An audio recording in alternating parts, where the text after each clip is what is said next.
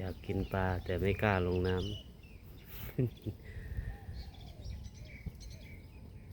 อยากกินปลาแต่ความกล้ามีไม่มากพอ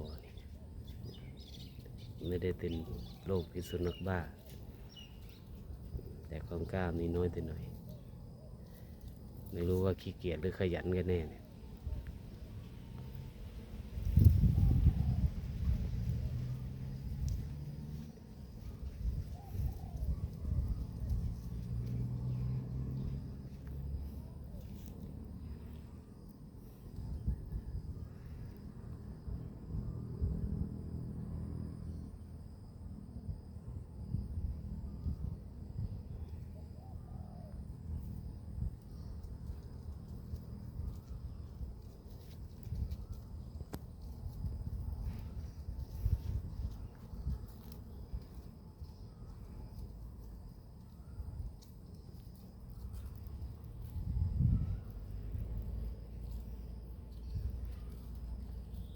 ลงข่ายแบบหน้าจำนวน